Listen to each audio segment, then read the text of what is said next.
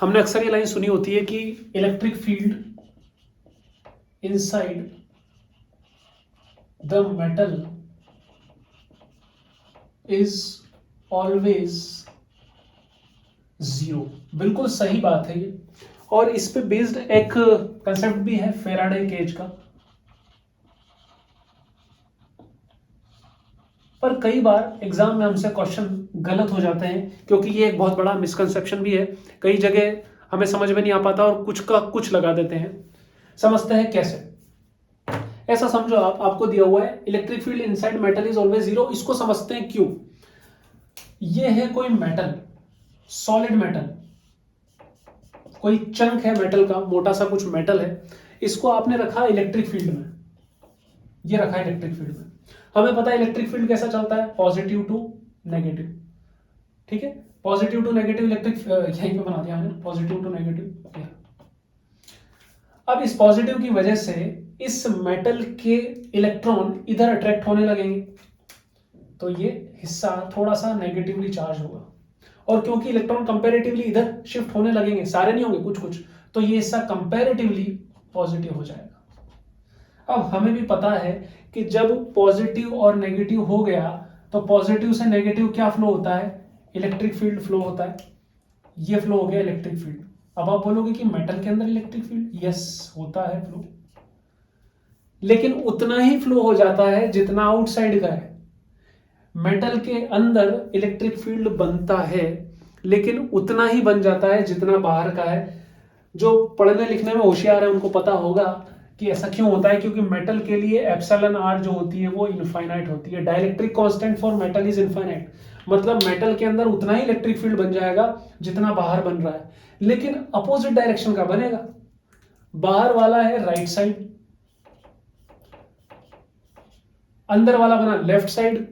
दोनों equal amount के, opposite polarity के, तो दोनों एक दूसरे को क्या करने वाले हैं, कैंसिल करने वाले हैं। दोनों क्या कर देंगे, एक दूसरे को कैंसिल, और इसीलिए मेटल के अंदर इलेक्ट्रिक फील्ड कितना हो जाएगा, जीरो हो जाएगा। किसी भी सॉलिड मेटल के अंदर इलेक्ट्रिक फील्ड हमेशा जीरो हो जाएगा।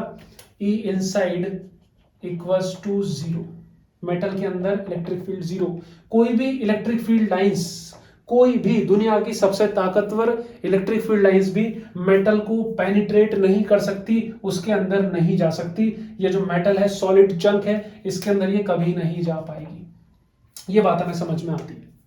ठीक है, अब हमने दिमाग लगाया कि अच्छा ये तो सॉलिड मेटल था, इसके बीच में कोई गैप नहीं थी। क्या करें कि हम कोई शेल ले लें।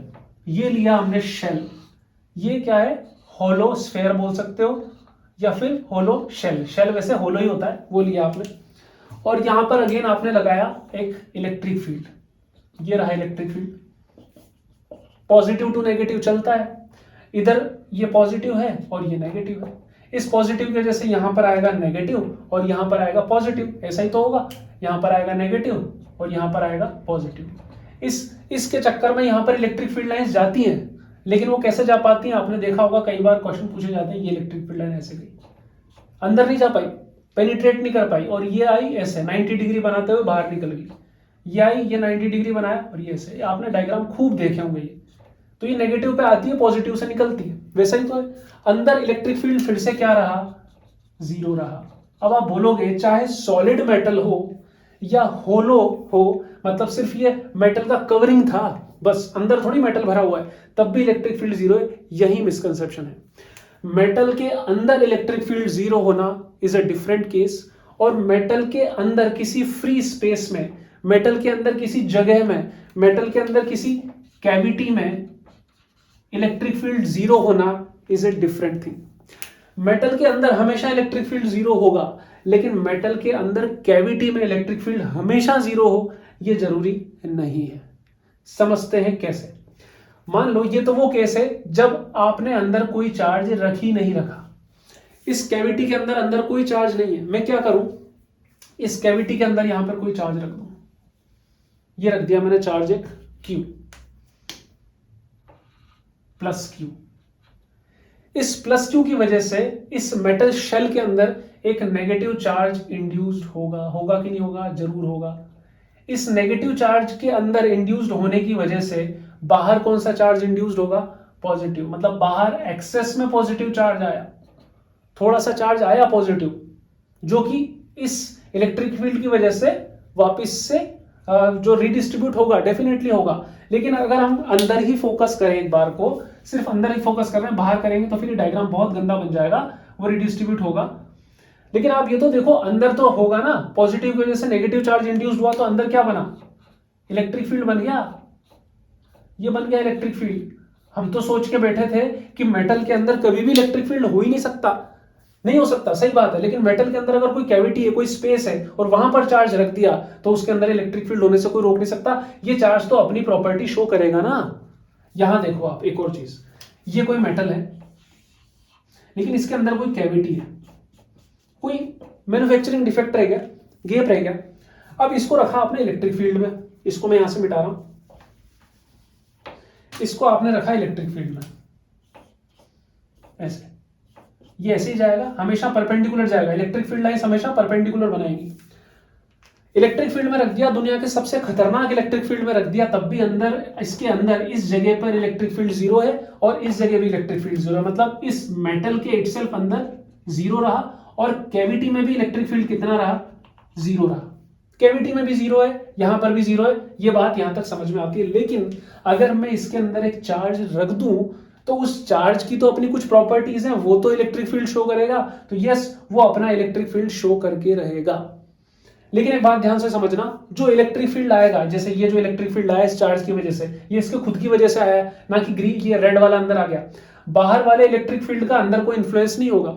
तो अगर बाहर इलेक्ट्रिक फील्ड कम करूं, ज्यादा करूं, इस चार्ज पर कोई फोर्स नहीं लगेगा, इस चार्ज पर कोई फोर्स लगने वाला नहीं है। इस चार्ज के ऊपर बाहर से इलेक्ट्रिक फील्ड नहीं आ रहा, बाहर से इलेक्ट्रिक फील्ड एंटर नहीं ले रहा, क्योंकि बाहर वाला इलेक्ट्रिक फील्ड इस मेटल शेल की सरफेस को पेनिट्रेट करके अंदर नहीं आ सकता।